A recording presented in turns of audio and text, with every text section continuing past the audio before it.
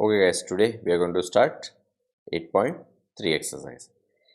अब अपन पढ़ेंगे परसेंटेज की कुछ एप्लीकेशंस के बारे में, यानी उसके यूजेस के बारे में। तो थोड़ा सा और डिटेल में जाएंगे। तो सबसे पहले ratio two percentage. Ratio two percentage काफ़ी कुछ सिमिलर रहेगा जैसे अपन ने फ्रैक्शन को परसेंटेज में कन्वर्ट किया था, क्योंकि रेशियो क्या है, एक्चुअली में एक फ्रैक्शन ही है। ठीक है, तो जैसे फ्रैक्शन को अपन परसेंटेज में कन्वर्ट करते थे वैसे ही अपन रेशियो को भी परसेंटेज में कन्वर्ट कर सकते हैं। थोड़ा बहुत क्या डिफरेंस होगा वो अभी अपन डिस्कस करते हैं एग्जाम्पल 14 के through. Reena mother said to make idli you make 2 parts rice and 1 part urad dal. यानी इडली बनाने के लिए 2 अगर कटोरी मुझे राइस चाहिए तो 1 कटोरी उड़द दाल चाहिए, यानी 2 part rice and 1 part urad dal. What percentage of such mixture would be rice and what percentage would be urad dal. तो ये तो रेशियो उसने बताया 2:1, एक 2 पार्ट चाहिए, दूसरा 1 पार्ट चाहिए। अब परसेंटेज में अगर मुझे बताना है तो देखिए, सबसे पहले तो मैं टोटल निकालूंगा, 2 + 1 क्या होगा, 3 होगा। तो ये total of all the parts हो गया। अब इस total of all the parts में से, यानी टोटल 3 में से 2 पार्ट तो मेरा है राइस का और 1 पार्ट है उड़द दाल का। तो राइस का हो गया 2/3 पार्ट और उड़द दाल का हो गया 1/3 पार्ट। तो अब ये क्या है, बेसिकली 2/3 एक रैशनल नंबर है, तो रैशनल नंबर को परसेंटेज में कन्वर्ट करना अपन ने सीखा था। 100 से मल्टीप्लाई करेंगे और परसेंट का साइन लगा देंगे। क्लियर है। वैसे 1/3 में 100 से मल्टीप्लाई करेंगे और परसेंट का साइन लगा देंगे। तो ये हो गया 200/3 और इधर हो गया 100/3। इसको सॉल्व किया तो ये हो गया 66 2/3 और ये 33 1/3। तो इस तरह से मैंने रेशियो से फ्रैक्शन में कन्वर्ट किया और फ्रैक्शन से परसेंटेज में कन्वर्ट किया। क्लियर है। ओके, अब पिक करते हैं एग्जाम्पल नंबर 15 में देखिए 250 is to be divided among Ravi, Raju and Roy. यानी 250 रुपीज़ को मैंने 3 फ्रेंड्स में डिवाइड किया। तो राजू को कितना मिला, 2 पार्ट, रवि को कितना मिला, 3 पार्ट और रॉय को 5 पार्ट। यानी इस 250 का मैंने किस रेशियो में डिवाइड किया है वो मुझे बता दिया इनडायरेक्टली। तो how much money will each get, तो हर एक को कितना रुपया मिलेगा वो मुझे बताना है। और क्या बताना है, what will it be in percentage, यानी वो परसेंटेज में कितना होगा। तो देखिए 2:3:5 इस रेशियो में मैंने 250 रुपीज़ को डिस्ट्रीब्यूट किया। क्लियर है। तो इन सब का टोटल हो गया 10। यानी अगर ये 3 पार्ट्स हैं, एक के पास 2 पार्ट है, एक के पास 3 पार्ट है, एक के पास 5 पार्ट है, तो टोटल कितने पार्ट्स हो गए, 10 पार्ट्स हो गए। तो हर एक को कितना कितना मिला, देखिए सबसे पहले रवि को क्योंकि 2 पार्ट मिला था, 2 पार्ट आउट ऑफ 10, क्योंकि 10 टोटल पार्ट्स हैं, तो 2/10 रवि का शेयर हो गया। राजू का शेयर 3/10 और रॉय का शेयर 5/10। अब क्योंकि मुझे एक्चुअल अमाउंट बतानी है कि एक्चुअली में हर एक को कितना अमाउंट मिला, तो ये 2/10 3/10 5/10 ये रेशियो से मैंने फ्रैक्शन निकाला है। अब क्योंकि 2/10 ऑफ व्हाट, 2/10 ऑफ 250, तो 2/10 ऑफ 250 मतलब मल्टीप्लाई बाय 250। वैसे 3/10 ऑफ व्हाट, 3/10 ऑफ 250, तो 3/10 ऑफ का मतलब मल्टीप्लाई और इंटू 250, और 5/10 ऑफ 250, तो यहाँ पे 250 से मल्टीप्लाई कर दिया। यानी आप यहाँ पे देखिए, ये बहुत अच्छा एग्जांपल है परसेंटेज को समझने के लिए। ठीक है, देखिए 10 में से 2, 10 में से 3, 10 में से 5। अब मुझे पता करना है कि 250 में से कितना होगा। ठीक है, तो मैंने 250 से मल्टीप्लाई कर दिया। अगर मुझे पता करना होता कि 100 में से कितना होगा, तो 100 से मैं यहाँ पे मल्टीप्लाई कर देता। अगर मुझे पता करना होता कि ये 200 में से कितना होगा, तो मैं 200 से मल्टीप्लाई कर देता। समझ में आया। यानी जो बेसिक फ्रैक्शन है उसको कितने में से भी आप कन्वर्ट कर सकते हैं। तो जब अपन 100 में से कन्वर्ट करते हैं तो अपन उसको एक पर्टिकुलर नाम दे देते हैं, उसको अपन बोल देते हैं परसेंटेज। क्लियर है। तो 2/10, तो 2/10 मतलब 10 में से 2 पार्ट, तो 250 में से कितना पार्ट होगा, तो इंटू 250 कर दिया, तो ये आ गया 50। और 3/10 इसको भी 250 में से पता करना है, तो 250 से मल्टीप्लाई कर दिया, सॉल्व किया 75 और इधर 125। अब देखिए सेम रेशियोज या सेम फ्रैक्शंस यूज होंगे, बट इस बार मुझे परसेंट निकालना है, यानी 100 में से कितना। तो मैं इस बार इससे मल्टीप्लाई करूँगा 100 से, तो मैंने तीनों को 100 से मल्टीप्लाई किया और परसेंट का साइन लगा दिया। क्लियर है। तो देखिए आंसर आया 20, 30 एंड 50%। मेक सेंस, चीज़ें और बेटर कनेक्ट हो रही है। ठीक है, तो हमेशा ध्यान रखिए जो भी आपके पास बेसिक फ्रैक्शन दिया हुआ है कि इतने में से इतना, तो जितने में से भी आपको निकालना है उससे मल्टीप्लाई कर दीजिए। तो अगर आप 100 से मल्टीप्लाई करते हैं तो उसको एक स्पेशल नाम दे दिया गया परसेंटेज। ओके, अब पिक करते हैं एग्जाम्पल नंबर 16। एग्जाम्पल नंबर 16 में देखिए, a school team won 6 games this year against 4 games won last year. यानी इस साल उन्होंने 6 गेम जीते, पिछले साल उन्होंने 4 ही गेम जीते थे। तो what is the percent increase, तो कितना परसेंट इंक्रीज हुआ। तो देखिए, कभी भी परसेंटेज इंक्रीज या डिक्रीज निकालते वक्त जो बेस ईयर होता है, यानी जो पुराना वाला डेटा होता है, उसको बेस में लिया जाता है। देखिए समझिए इसको, 6 गेम्स इस साल जीते, 4 गेम्स पिछले साल जीते, तो पिछले वाले से कुछ ज़्यादा जीते हैं इस बार। कितने ज़्यादा जीते हैं, 6 - 4, यानी पिछली बार से 2 गेम ज़्यादा जीते हैं। अब पिछली बार से, तो पिछली बार कितने जीते थे, 4, तो जो पिछली बार वाला जो अमाउंट या डेटा है वो नीचे आएगा, और जो चेंज हुआ है या इंक्रीज हुआ है या डिक्रीज हुआ है, जो भी चेंज हुआ है वो ऊपर आएगा। और परसेंटेज निकालना है तो आप क्या करेंगे, इंटू 100 कर देंगे। ठीक है, तो अपना increase in number of games कितना है, 2 है, और पिछले साल कितने जीते थे, टोटल 4 जीते थे, और इंटू 100 इसको सॉल्व किया तो मुझे मिला 50, यानी 50%। तो यहाँ पे इन्होंने साइन नहीं लगाया, आप साइन लगाएंगे। ठीक है, तो 50% इंक्रीज हुआ है। क्लियर है। तो कभी भी इंक्रीज और डिक्रीज निकालने के लिए जो अमाउंट इंक्रीज हुई है या डिक्रीज हुई है, कितने से इंक्रीज हुई है कितने से डिक्रीज हुई है, वो तो ऊपर आती है, और नीचे क्या आता है, पहले कितनी थी जिससे इंक्रीज या डिक्रीज हुई है वो नीचे आता है, और इंटू 100 कर दिया जाता है। तो अपन इससे इंक्रीज परसेंट और डिक्रीज परसेंट निकाल सकते हैं। Make sense. ओके, अब पिक करते हैं example number 17। The number of illiterate person in country decreased from 150 lakh to 100 lakh in 10 years. What is the percentage of decrease? तो देखिए, एग्जाम्पल 16 था, इंक्रीज परसेंटेज निकालने के लिए, क्योंकि पहले 4 गेम जीते थे फिर 6 गेम जीते तो इंक्रीज हुआ। अब देखिए, इलिटरेट 150 लैक्स थे, फिर कम होके तो ये डिक्रीज हुआ, तो इसको परसेंटेज में कन्वर्ट करना है। तो मैंने आपको बताया था कितना इंक्रीज हुआ है या कितना डिक्रीज हुआ है वो तो ऊपर आएगा, और पहले क्या था वो नीचे आएगा। तो देखिए, पहले 150 लैक्स थे और फिर 100 लैक्स हो गए, तो नीचे क्या आएगा, 150 लैक्स। अब कितना डिक्रीज हुआ है वो कैसे निकालेंगे, 150 में से 100 लैक्स माइनस कर देंगे। तो 150 में से जब 100 लैक्स माइनस करेंगे तो आपको मिलेगा 50 लैक्स। तो इतना डिक्रीज हुआ है, इसको तो मैं ऊपर रखूँगा, और पहले कितना था, पहले 150 लैक्स था, तो इसको मैं नीचे रखूँगा, और मल्टीप्लाई किससे करूँगा, 100 से, क्योंकि मुझे परसेंट निकालना है। और जब मैं इसको सॉल्व करूँगा तो मुझे मिलेगा 33 1/3, यहाँ पे परसेंटेज का साइन आएगा। क्लियर है। अमाउंट ऑफ चेंज, कितना चेंज हुआ है, चाहे वो इंक्रीज में चेंज हुआ है चाहे वो डिक्रीज में चेंज हुआ है, उससे फ़र्क नहीं पड़ता, कितना चेंज हुआ है वो यहाँ पे आएगा, चाहे इंक्रीज हुआ है चाहे डिक्रीज हुआ है। और फिर ओरिजिनल अमाउंट मतलब जो अमाउंट थी पहले उससे चेंज होगा, उससे या तो बढ़ेगा या उससे कम होगा, तो जो भी अमाउंट ओरिजिनल थी पहले वो वाली अमाउंट नीचे आ जाएगी। क्लियर है। तो इससे अपन परसेंटेज इंक्रीज या परसेंटेज डिक्रीज निकाल लेते हैं। ओके, अब आते हैं बाइंग सेलिंग पे, प्रॉफिट लॉस, ठीक है, या फिर प्रॉफिट लॉस परसेंटेज पे। अब होता क्या है कि इनके फॉर्मूले पकड़ा दिए जाते हैं बच्चों को, और बच्चे फॉर्मूले याद कर लेते हैं और फिर उसे अप्लाई करके अपने आंसर्स निकालते हैं, और जब फॉर्मूले कन्फ्यूज़ होकर भूल जाते हैं तो आंसर भी गलत हो जाता है। तो इसको एज ए फॉर्मूला कभी भी याद मत कीजिए। ठीक है, इसको आप general day to day life की, ये आपका रूटीन है, इसको उस बिहेवियर को आप समझिए तो आपको ये थोड़ा सा इजी लगने लगेगा। इसको एज ए फॉर्मूला देखेंगे तो ये आपके लिए बहुत डिफिकल्ट हो जाएगा। ठीक है, तो देखिए कुछ टर्म्स को समझते हैं, बड़े ध्यान से समझिएगा। कॉस्ट प्राइस, यानी एक शॉपकीपर है, वो आपको कोई चीज़ बेच रहा है, तो उसने भी तो कहीं से खरीदी होगी, तो उसने कितने में खरीदी यानी उसको कितने में पड़ी, वो होती है कॉस्ट प्राइस। ठीक है, यानी जो आपको बेच रहा है उसकी बाइंग कितने की है उसको अपन बोलते हैं कॉस्ट प्राइस, और इसको शॉर्ट फॉर्म में बोलते हैं सीपी, यानी जिससे भी आप खरीद रहे हैं उसको ये टोटल कितनी कॉस्ट करी उसको बोलेंगे अपन कॉस्ट प्राइस। सेकंड टर्म है सेलिंग प्राइस।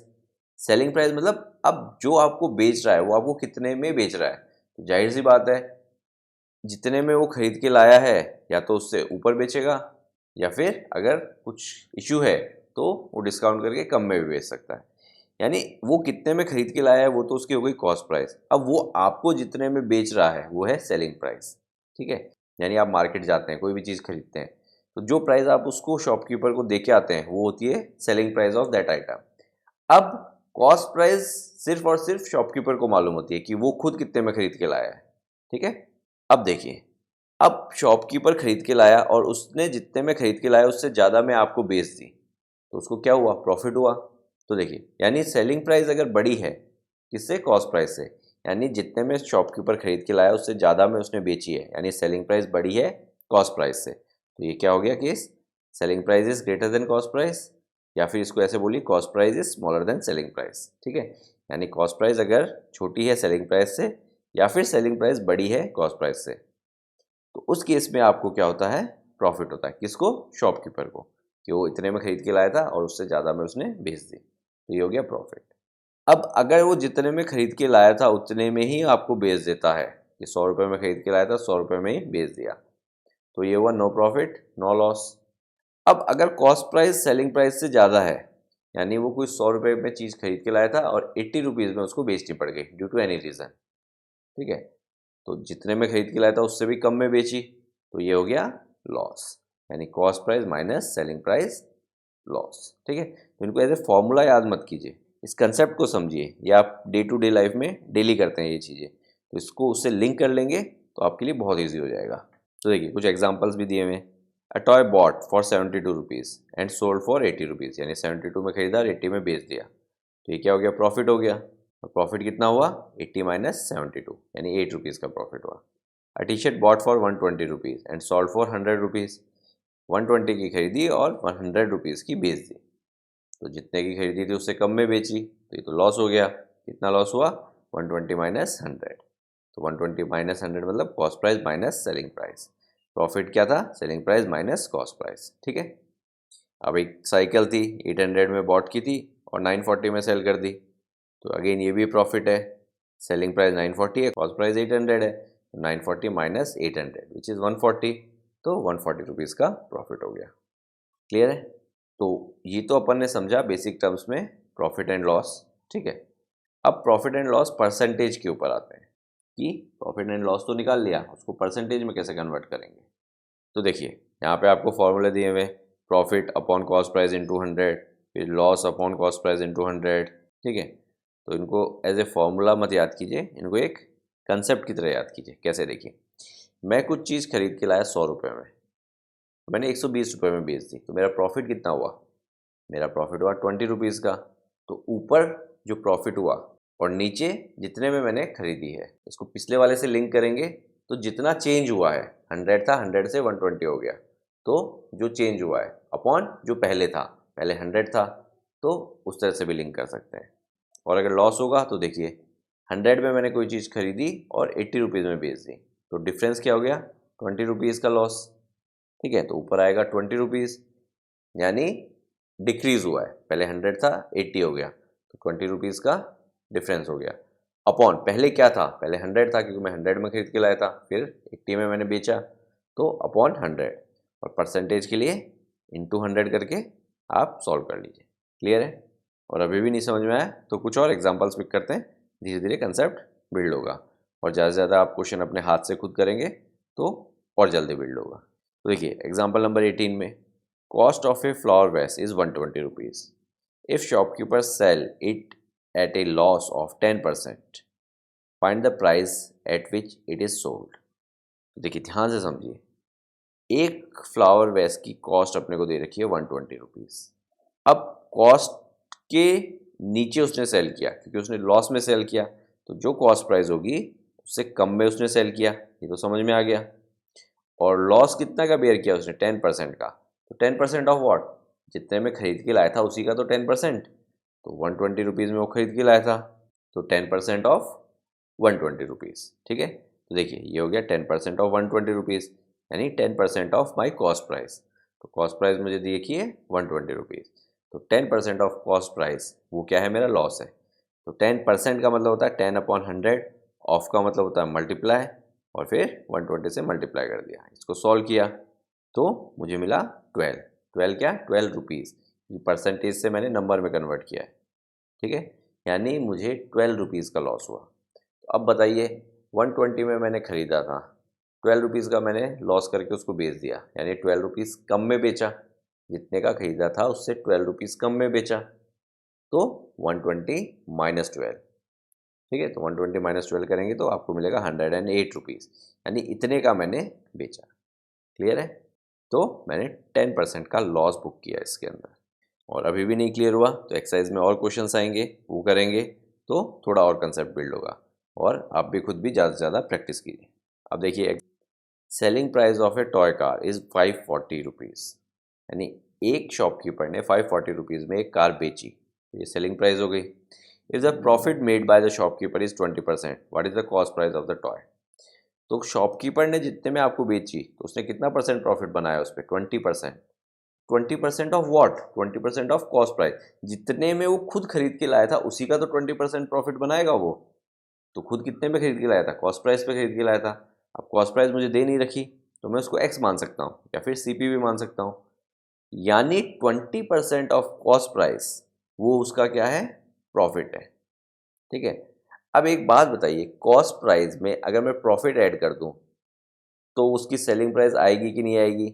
इसको ऐसे समझिए कि मैं 100 रुपये में कोई चीज़ खरीद के लाया था, ठीक है। उस 100 रुपये की चीज़ को मैंने 120 रुपये में बेचा, मैंने 20 रुपीज़ प्रॉफिट अपना ऐड किया और उसको बेच दिया।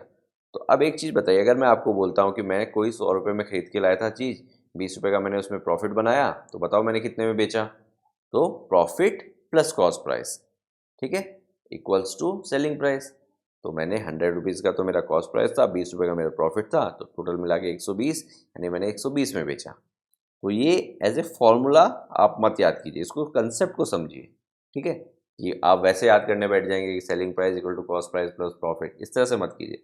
इसको डे टू डे लाइफ से लिंक कीजिए। तो सेलिंग प्राइस इस तरह से आ सकती है और सेलिंग प्राइस की मुझे वैल्यू दे रखी है। अब देखिए, प्रॉफिट निकालना है मुझे, और प्रॉफिट मुझे नंबर में नहीं दे रखा, परसेंटेज में दे रखा है। और परसेंटेज किसका? कॉस्ट प्राइस का ही होगा ऑब्वियसली, कि अगर शॉपकीपर प्रॉफिट बना रहा है तो किस पे बनाएगा? जितने पे वो खरीद के लाए उसी के ऊपर तो प्रॉफिट बनाएगा, 20% ऑफ कॉस्ट प्राइस। तो प्रॉफिट हो गया 20% ऑफ कॉस्ट प्राइस, ठीक है। तो अगर मैं कॉस्ट प्राइस के अंदर प्रॉफिट ऐड कर दूं तो मेरी सेलिंग प्राइस आ जाएगी। तो देखिए, सेलिंग प्राइस की जगह तो मैंने यहाँ पे 540 लिख दिया। अब सेलिंग प्राइस क्या होता है? Cost price plus profit. तो कॉस्ट प्राइस की जगह मैंने सीपी लिख दिया और प्रॉफिट की जगह मैंने 20% ऑफ सीपी लिख दिया। क्योंकि प्रॉफिट होगा क्या? प्रॉफिट 20% ऑफ कॉस्ट प्राइस ही होगा। तो cost price plus profit equals to selling price, और सेलिंग प्राइस मुझे दे रखी है 540 रुपीज़। क्लियर है? तो ये आपकी इक्वेशन बन गई। अब इसको आपको जस्ट सॉल्व करना है, तो लेट्स सी। तो देखिए, ये तो हो गया कॉस्ट प्राइस। 20% मतलब 20/100 ऑफ सीपी, ऑफ का मतलब मल्टीप्लाई, तो ऑफ सीपी मतलब मल्टीप्लाई विथ सीपी। तो ये मैं सॉल्व क्या कर रहा हूँ? मैं ये वाला पोर्शन सॉल्व कर रहा हूँ, ठीक है। तो अब देखिए, इन दोनों में सीपी कॉमन है, तो मैंने सीपी कॉमन ले लिया, तो यहाँ पे सीपी बाहर आ गया। तो इधर तो बचा 1 और इधर बचा 20/100। 20/100 को अगर मैं सिंप्लीफाई करूँगा तो देखिए, एक ज़ीरो से एक ज़ीरो गया, और 2/10, 2 से दोनों को काटूंगा तो मुझे मिलेगा 1/5। तो यहाँ पे 1/5 आ गया और इधर 1 आ गया, ठीक है, क्योंकि सीपी कॉमन लिया था तो इधर तो 1 बचा और इधर 20/100 बचा था, जो कि सिंप्लीफाइड फॉर्म में मैंने 1/5 लिख दिया। अब इसको सॉल्व कर लीजिए, ठीक है। इसमें आप एलसीएम लेंगे तो एलसीएम 5 आएगा और ऊपर हो जाएगा 5 + 1 6, यानी 6/5। तो 6/5 सीपी। अब 6/5 सीपी किसके इक्वल है? 540 के इक्वल है। कैसे? मैंने ये वाला पोर्शन सॉल्व किया है, और जब मैंने ये वाला पोर्शन सॉल्व किया तो ये आया 6/5 सीपी, यानी 540 इक्वल्स टू 6/5 सीपी। तो देखिए, मैंने यहाँ पे 540 लिख दिया। अब देखिए, 5 यहाँ पे नीचे से ऊपर जाएगा और 6 ऊपर से नीचे आएगा, तो 5 तो 540 से मल्टीप्लाई हो जाएगा और 6 उनको डिवाइड करेगा। अब इसको सॉल्व कर लीजिए। इसको जब सॉल्व किया तो आपके पास आया 450 रुपीज़, यानी शॉपकीपर 450 रुपीज़ में उसको खरीद के लाया था और 540 रुपीज़ में उसने बेच दिया, यानी उसने प्रॉफिट कितना बनाया? 540 माइनस 450 विच इज़ 90 रुपीज़। तो उसने 90 रुपीज़ का प्रॉफिट बनाया, which is 20% of cost price, यानी 20% ऑफ 450 रुपीज़। क्लियर है? अब यहाँ पे जनरली बच्चे गलती क्या करते हैं? 20% ऑफ 540 निकाल देते हैं। ठीक है, तो क्वेश्चन को ध्यान से पढ़िए, हमेशा प्रॉफिट या लॉस किस पे होगा, कॉस्ट प्राइस पे होगा। ठीक है, और उस कॉस्ट प्राइस में आप प्रॉफिट ऐड करेंगे तो सेलिंग प्राइस आ जाएगी, और उस कॉस्ट प्राइस में से लॉस माइनस कर देंगे तो भी सेलिंग प्राइस आ जाएगी। ठीक है, अब परसेंटेज की एक और एप्लीकेशन आ गई, सिंपल इंटरेस्ट। ठीक है, जब आप किसी को पैसे देते हैं या लेते हैं तो आप उससे इंटरेस्ट चार्ज करते हैं। मतलब सपोज कीजिए कि मैं आपको 1000 रुपीज़ देता हूँ, तो मैं आपसे एक्सपेक्ट करूँगा कि आप जब मुझे रिटर्न करेंगे तो 1000 रुपीज़ से ज़्यादा रिटर्न करेंगे। और वो कैसे डिसाइड होता है कि मैं आपसे कितना रेट ऑफ इंटरेस्ट चार्ज कर रहा हूँ, उसके बेसिस पे अपन कैलकुलेट करते हैं। तो अभी तक अपन ने एप्लीकेशंस पढ़ रहे हैं परसेंटेज की। सबसे पहले अपन ने रेशियो टू परसेंटेज पढ़ा था, फिर increase and decrease in percentage पढ़ा था, फिर बाइंग एंड सेलिंग वाला वहाँ पे परसेंटेज को पढ़ा, जिसमें अपन ने लॉस परसेंट और गेन परसेंट या फिर प्रॉफिट परसेंट निकालना सीखा। अब अपन इंटरेस्ट के थ्रू परसेंटेज को पढ़ेंगे। क्लियर है? तो देखिए, इंटरेस्ट क्या होता है?